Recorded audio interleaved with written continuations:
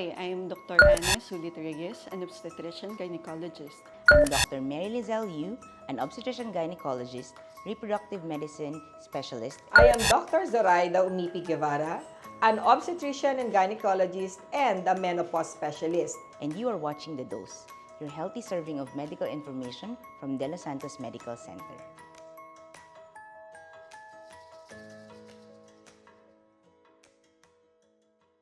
There are a lot of changes that occur in the girl's body during puberty. Puberty is a stage between 8 years old to 14 years old. So at this stage, a lot of changes has been happening, including the development of breast, appearance of hair in the pubic area and in the armpits. The growth of the weight and height develops quickly. There's also increase in widening of the thighs and the hips because of the increase in fat deposition. Development of acne and increase in sebaceous gland. There's increase also in sweating. The effects of puberty in a girl's life. First, it's emotionally, they are affected by their emotions. They get angry easily, they get very irritable, they are very sensitive, they have mood swings. Socially, they tend to have their own space. They want to always get locked on their room. They want their own privacy. It also affects their self-esteem and self-confidence. Just like any adult, we have to take care of ourselves. We should have a well-balanced diet. We should get enough sleep, at least 6 to 8 hours. We should have good hygiene.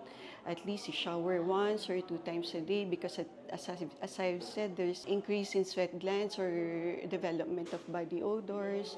We have to have a skincare routine. We should engage in sport or other activities and hobbies. We have healthcare workers here at the Los Santos Medical Centers, like our obstetrician gynecologist, on whom you can address if there is any delay or advancement in the development of these changes, or what we call precocious puberty. We have also our pediatricians, on which you can ask them for updates on their immunizations. We have also dermatologists or our dermatology center, on which we can ask them for our acne and sweating concerns. We have also our psychiatrist because at this stage, mental issues are also a concern. And if these doctors ask for any requests like basic laboratory tests, CBC, urinalysis, or even ultrasound, we have that in our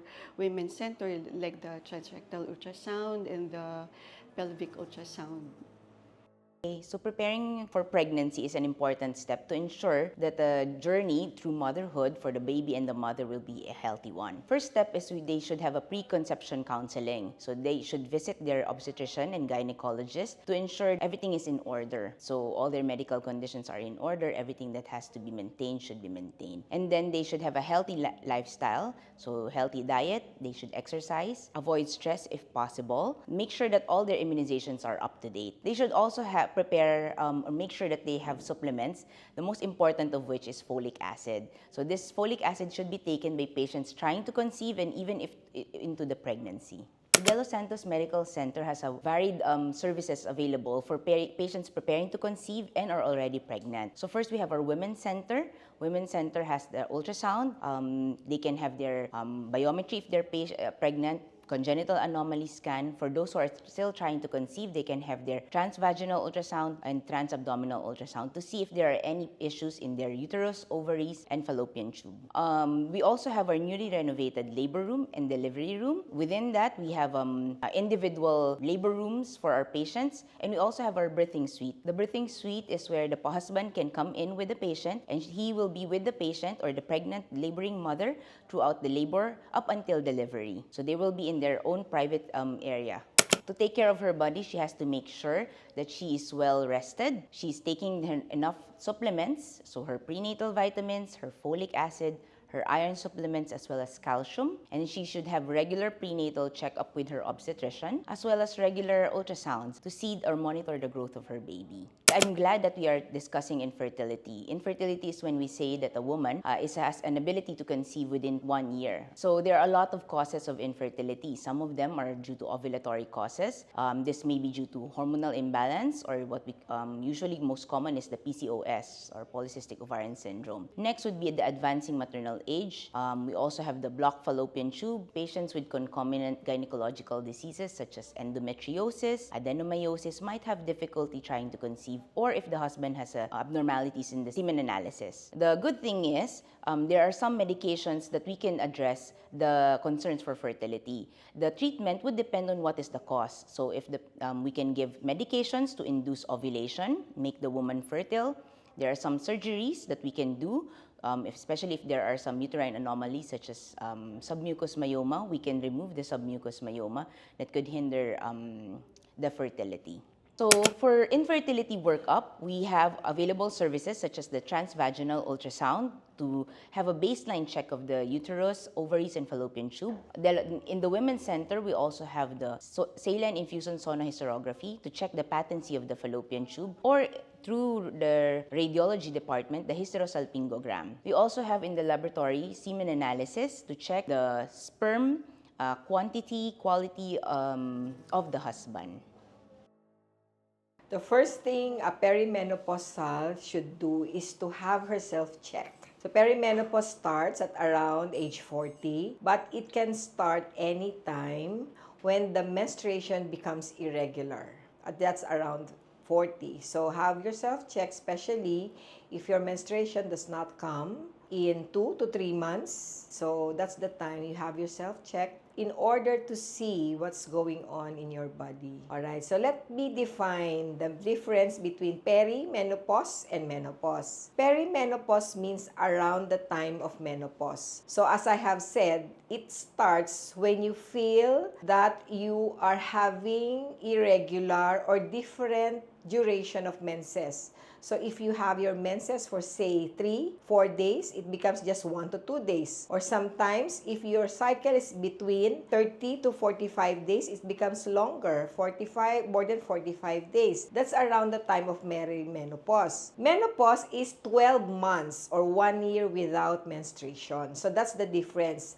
Perimenopause, you still have menstruation, but it comes irregularly. Menopause is when your menstruation stops, totally stops, for 12 consecutive months. That's the difference.